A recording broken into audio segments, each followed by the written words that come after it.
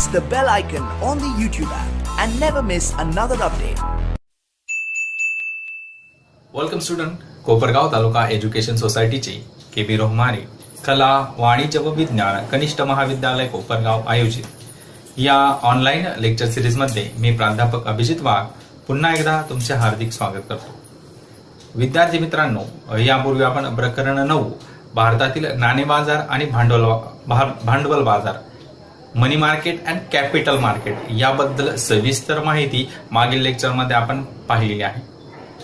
भांडवल बाजाराची भूमिका, नाणे बाजाराची भूमिका, त्याचप्रमाणे भांडवल बाजाराचे जे घटक आहे, नाणे बाजाराचे जे घटक आहे, या संदर्भात सविस्तर माहिती आपण मागील लेक्चरला पाहिलेली आहे. आज आपण भारताचा जो विदेशी व्यापार आहे, तुमच्या 12वीच्या अभ्यासक्रमातील शेवटचं प्रकरण भारताचा विदेशी व्यापार फॉरेन ट्रेड ऑफ इंडिया या संदर्भात माहिती पाहणार आहोत. तत्पूर्वी पहा, हे तुमचं 12वीच्या अभ्यासक्रमातलं शेवटचं प्रकरण आहे. या प्रकरणानंतर तुमच्यासाठी बोर्डाच्या परीक्षेच्या दृष्टिकोनातून जे IMP क्वेश्चन्स आहे, ते IMP क्वेश्चन्स सांगणारा एक महत्वाचा व्हिडिओ तुम्हाला हे प्रकरण झाल्यानंतर प्रोव्हाइड केला जाईल. प्रत्येक विद्यार्थ्याने तो व्हिडिओ काळजीपूर्वक पाहायचा आणि त्या व्हिडिओमध्ये सांगितलेले जे काही क्वेश्चन्स आहे ते स्वतःच्या वहीमध्ये नोट डाऊन करायचे, म्हणजे कमी वेळामध्ये तुम्हाला जास्त अभ्यासही करता येईल आणि परीक्षेच्या दृष्टिकोनातून चांगले मार्क्स मिळवण्यासारखाही अभ्यास करता येईल. तर त्या लेक्चरचा फायदा तुम्हाला नक्कीच होईल. तुमचं स्कोरिंग वाढविण्याच्या दृष्टिकोनातून तुम्हाला नक्कीच फायदा होईल. त्याचप्रमाणे तुम्हाला त्या लेक्चरमध्ये जो काही तुमचा बोर्डाच्या अभ्यासक्रमामधनं यावर्षी ड्रॉप झालेला भाग आहे त्याबद्दलही थोडक्यात माहिती देईन, की जेणेकरून तो तुम्ही स्वयंअध्ययनासाठी बाजूला ठेवा. यावर्षी जो महत्वाचा भाग आहे त्यावरच कॉन्सन्ट्रेशन करा. जास्तीत जास्त मार्क्स मिळवण्याच्या दृष्टिकोनातून तुम्हाला तो व्हिडिओ प्रोव्हाइड केला जाईल. तर आज आपण भारताचा जो विदेशी व्यापार आहे त्या संदर्भात माहिती पाहणार आहोत. तर विदेशी व्यापार पाहताना पहा, जर आपण फार इतिहासात गेलो, साधारणपणे पहा, भारताच्या बाबतीत पहा की जे फॉरेनर होते ते भारतात सागरी मार्गाच्या साहाय्याने आले. सर्वात सुरुवातीला वास्को दी गामा हा 1498 मध्ये भारतात कलिकत बंदरावर येऊन पोहोचला. पोर्तुगीज खलाशी होता तो. मग त्या पोर्तुगीज खलाशाला भारताकडे येण्याची गरज का भासली? कारण की भारताकडे येणारे जे खुसकीचे मार्ग होते ते मार्ग बंद झाले होते आणि भारत हा एक सधन संपन्न असा देश होता की ज्या देशाशी व्यापार करून मोठ्या प्रमाणावरील कच्चा माल त्या इतर देशांना मिळू शकत होता. म्हणजे रॉ मटेरियलचे एक सर्वात मोठी बाजारपेठ. त्याचप्रमाणे जो रॉ मटेरियल आहे त्याच्यावर प्रोसेसिंग झाल्यानंतर जे फायनलाइज गुड्स तयार होतात त्या गुड्स विक्री करण्यासाठी सर्वात मोठी बाजारपेठ म्हणूनही भारताकडे पाहिलं जात होतं. म्हणूनच हे फॉरेनर समुद्र मार्गाने भारताकडे आले. त्यानंतर पहा, ब्रिटिश भारतात आले. ब्रिटिश भारतात आल्यानंतर त्यांनी इसवी सन 1600 मध्ये ईस्ट इंडिया कंपनीची स्थापना केली. या ईस्ट इंडिया कंपनीचा सर्वात महत्वाचा उद्देश होता, किंवा ब्रिटिशांचा भारतात येण्याचा महत्वाचा उद्देश काय होता, तो व्यापार करणं. आणि त्या व्यापाराच्या दृष्टिकोनातूनच ब्रिटिशांनी आपल्या देशामध्ये वसाहती स्थापन केल्या. पहा, इंग्लंडच्या बाबतीत असं म्हटलं जातं की औद्योगिक क्रांती सर्वात आधी इंग्लंडमध्ये झाली आणि या औद्योगिक क्रांतीमुळेच ज्या इंडस्ट्रियलाइज गुड्स होत्या त्या गुड्सची विक्री करण्यासाठी आणि त्या गुड्स प्रोड्यूस करण्यासाठी आवश्यक असणारा जो कच्चा माल आहे तो कच्चा माल मिळवण्यासाठी इंग्लंडने वसाहतवादाचं धोरण स्वीकारलं. मग त्याने अमेरिकेमध्येही वसाहती स्थापन केल्या. पहा, साधारणपणे मी तुम्हाला सांगितलं की 1498 ला वास्को दी गामा भारतात आला आणि त्या एक्झॅक्ट 6 वर्ष अगोदर म्हणजेच 1492 ला कोलंबस हा अमेरिकेत पोहोचला होता. म्हणजेच अमेरिकेकडे जाणारा सागरी मार्गाचा शोध त्याने लावलेला होता. तर मग अमेरिकेतही वसाहती स्थापन झाल्या होत्या. भारतातही इतरही देशामध्ये इंग्लंडने त्यांच्या वसाहती स्थापन करून ठेवल्या होत्या. मग या वसाहतींचा मूळ उद्देश काय होता, तो व्यापार करणं. साधारणपणे पहा, 1947च्या आधीचा काळ जर पाहिला तर भारत पारतंत्र्यात होता. इंग्लंडचं आपल्या देशावर अधिराज्य होतं. आपण पारतंत्र्यात असल्यामुळं ब्रिटिश त्यांच्या देशाला फायदेशीर असाच व्यापार आपल्या देशाशी करत होते. त्यामुळे आपण औद्योगिकरण आपल्या देशामध्ये सहज शक्य झालेलं नव्हतं. ब्रिटिशांनी काय केलं की भारत ही रॉ मटेरियल, त्याला तुम्ही कच्चा माल म्हणतात, कच्च्या मालाची सर्वात मोठी वसाहत आहे. या दृष्टिकोनातून भारतातून सर्वात जास्त प्रमाणावर कच्चा माल ब्रिटिशांनी इंग्लंडला नेला. त्या कच्च्या मालावर प्रक्रिया करून जो तयार झालेला पक्का माल आहे तो देखील भारतातच येऊन विकला. त्यामुळे भारताच्या बाबतीत झालं काय की भारताकडे जे कलाकुसरीचे व्यवसाय होते, हस्तकला किंवा कुटीर उद्योग वगैरे, यांचा त्या इंग्लंडच्या मालासमोर टिकावं लागला नाही. म्हणजेच इंग्लंडच्या औद्योगिक क्षेत्रात तयार झालेला पक्का मालाची तुलना आपल्या देशातील मालाने केली नाही. आपल्या देशातील वस्तू या इंग्लंडच्या स्पर्धेमध्ये कमी पडल्या. त्यामुळे आपल्या देशात इंडस्ट्रियलायझेशन शक्य झालं नाही.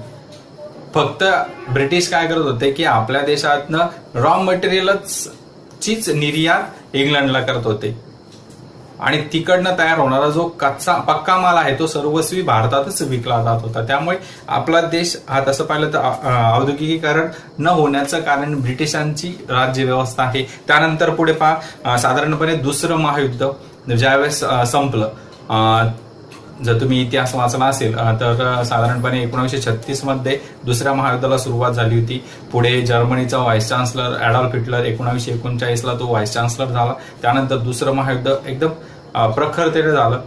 साधारणपणे 6 ऑगस्ट 1945 आणि 9 ऑगस्ट 1945 या 2 तारखाला अनुक्रमे हिरोशिमा आणि नागासाकी या शहरांवर अणुबॉम्ब पडले आणि त्यानंतर दुसरं महायुद्ध संपुष्टात आलं.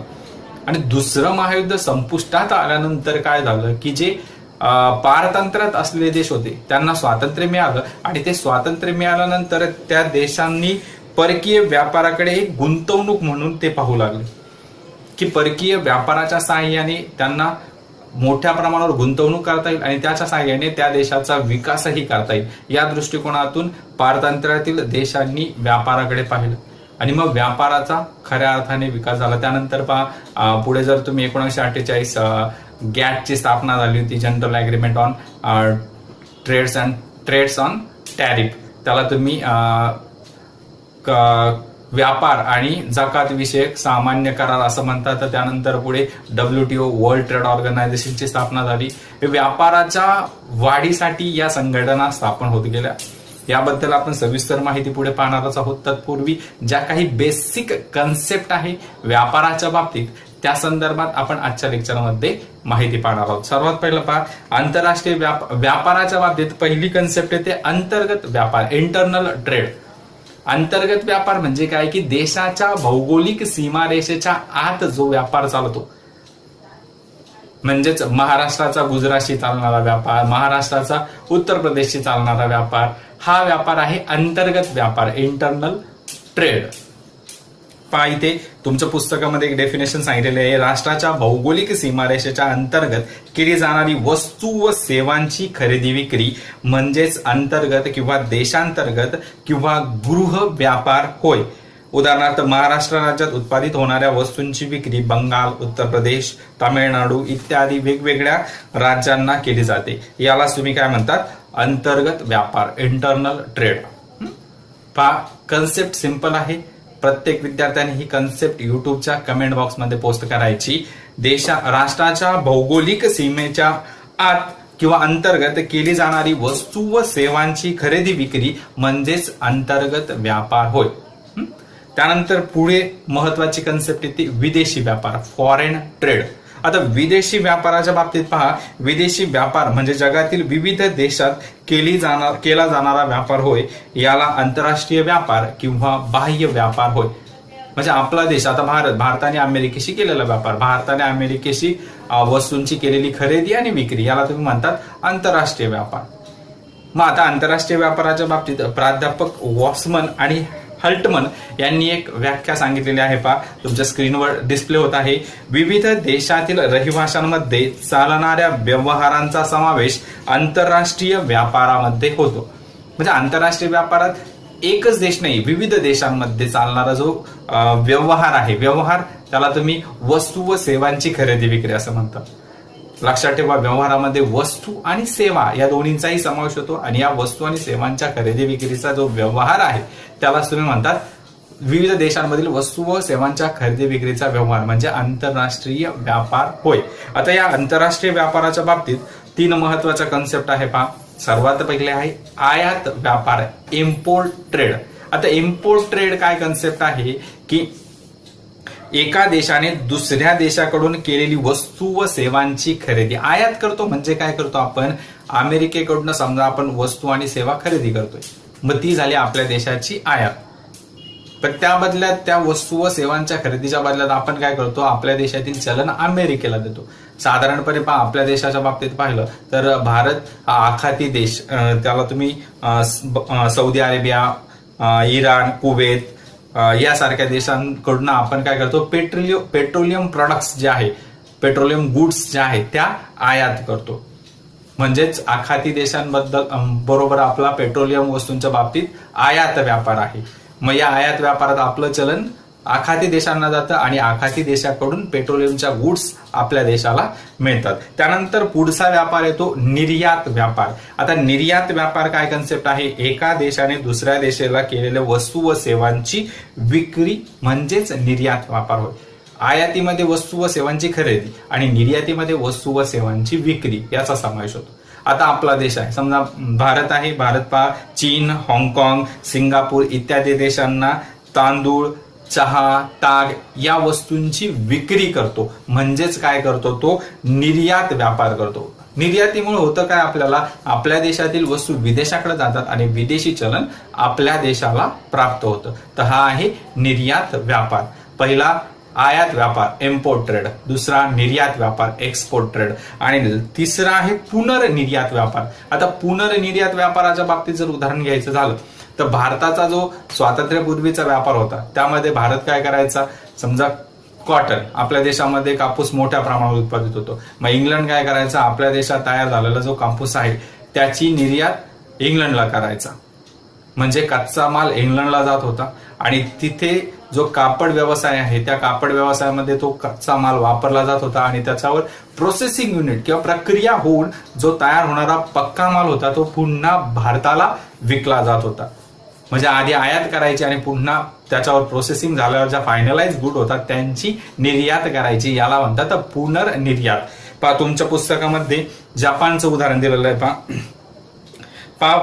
पुन्हा एकदा पुनर्निर्यातीची कन्सेप्ट काय आहे वस्तूंची आयात करून त्यावर प्रक्रिया करून जेव्हा त्या वस्तूची निर्यात केली जाते तेव्हा त्यास पुनर्निर्यात असे म्हणतात. पुनर्निर्यातीच्या बाबतीत जपानकडून रेडिओ, धुलाई यंत्र, दूरदर्शन यासारख्या इलेक्ट्रॉनिक वस्तू तयार करण्यासाठी आवश्यक असणाऱ्या कच्च्या मालाची आयात इंग्लंड, जर्मनी, फ्रान्स इत्यादी देशांकडून केली जाते. आता जपान काय करतो, इंग्लंड, जर्मनी, फ्रान्स यासारख्या देशांकडून जे काही टेलिव्हिजन असेल, रेडिओ असेल, धुलाई यंत्र असेल इत्यादी वस्तू तयार करण्यासाठी रॉ मटेरियल कलेक्ट करतो आणि त्या रॉ मटेरियलवर प्रोसेसिंग करून त्या प्रोसेसिंगच्या सहाय्याने फायनलाइज गुड तयार करतो आणि फायनलाइज झालेल्या ज्या वस्तू आहे त्या इतर देशांना निर्यात करतो. यालाच तुम्ही म्हणतात पुनर्निर्यात. तर अशा प्रकारे आपण आजच्या या लेक्चरमध्ये आयात व्यापार, निर्यात व्यापार आणि पुनर्निर्यात व्यापार या संदर्भात माहिती पाहिली. त्याचप्रमाणे आपण अंतर्गत व्यापार आणि आंतरराष्ट्रीय व्यापार या संदर्भात ही माहिती पाहिली. पुढील लेक्चरला आपण विदेशी व्यापाराची जी काही भूमिका आहे या संदर्भात माहिती पाहणार आहोत. तत्पूर्वी आजच्या ज्या काही कन्सेप्ट आहे त्या सर्वच्या सर्व कन्सेप्ट तुम्ही युट्यूबच्या कमेंट बॉक्समध्ये पोस्ट करा. लेक्चर आवडल्यास लाईक, शेअर आणि सबस्क्राईब करायला विसरू नका. आजच्याच लेक्चरमध्ये तुम्हाला प्रकरण 9 याचा पासवर्ड देखील, प्रकरण 9 ची PDF ओपन करण्यासाठी आवश्यक असणारा जो पासवर्ड आहे तो देखील प्रोव्हाइड केलेला आहे. लेक्चर स्टार्ट टू एंड पर्यंत पाहिले त्याबद्दल सर्वांचे धन्यवाद.